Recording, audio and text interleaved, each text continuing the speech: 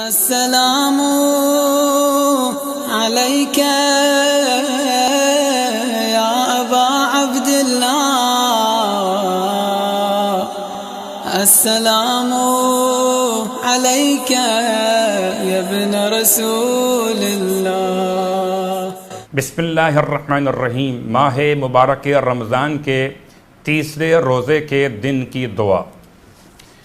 اللہم ارزقنی فیہ الذہن والتنبیہ وباعدنی فیہ من الصفاحۃ والتمویہ واجعل لی نصیبا من کل خیر تنزل فیہ بجودک یا اجود الاجودین۔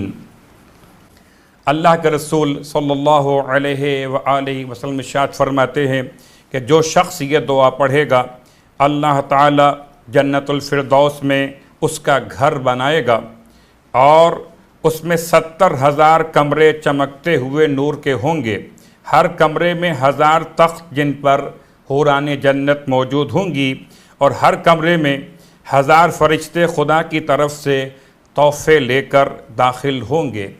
ماہ مبارک رمضان کے تیسرے روزے کا ثواب۔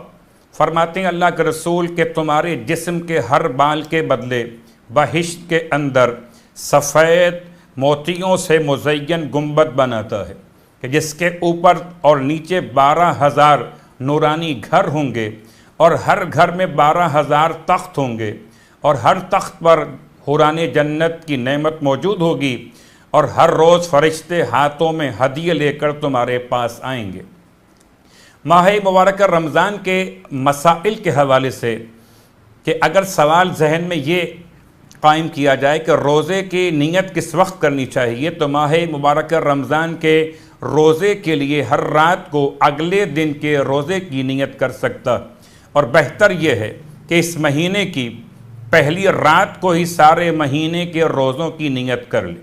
ماہ مبارک رمضان کے رات کی دعا سرکار مولائے متقیان علی ابن ابی طالب علیہ السلام ارشاد فرماتے ہیں کہ اگر کوئی شخص ماہ رمضان کی رات تیسری رات 10 رکعت نماز 2 رکعت کر کے پڑھے، اور ہر رکعت میں حمد کے بعد سورہ توحید 50 مرتبہ پڑھے گا، تو خدا کی طرف سے ندا کرنے والا یہ ندا کرے گا کہ آگاہ ہو جاؤ اے فلان فلان کے بیٹے، تم خدا کے آگے جہنم سے آزاد کر دیے گئے ہو، اور اس کے لیے آسمان کے دروازے کھل جاتے ہیں۔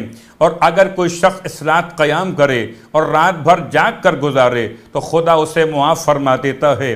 اور دعا جو اللہ کا رسول صلی اللہ علیہ وآلہ وسلم نے ارشاد فرمائی، یا الہ ابراہیم و الہ اسحاق و الہ یعقوب والاسباط رب الملائکۃ والروح السمیع العلیم الحلیم الکریم العلی العظیم لک صمت وعلی رزقک افطرت وإلی کنفک آویت وإلیک انبت وإلیک المصیر وانت الرؤوف الرحیم قوّنی علی الصلاۃ والصیام ولا تخزنی یوم القیامۃ انک لا تخلف المیعاد۔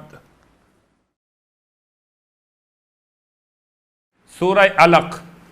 اگر کوئی شخص سورہ علق رات یا دن کو تلاوت کرے اور اس دن یا رات میں اس کا انتقال ہو جائے تو وہ شہید مرے گا، اور اسے اس کا ثواب رسول خدا کے ساتھ جہاد کرنے والوں کے برابر ملے گا۔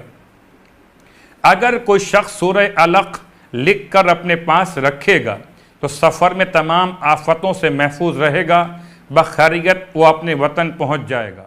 پروردگار سے التماس کہ خدا ہم کو ماہ مبارک رمضان کی دعا اور ماہ مبارک رمضان کے تلاوت قرآن کا شوق عطا فرمائے۔ والسلام علیکم ورحمۃ اللہ وبرکاتہ۔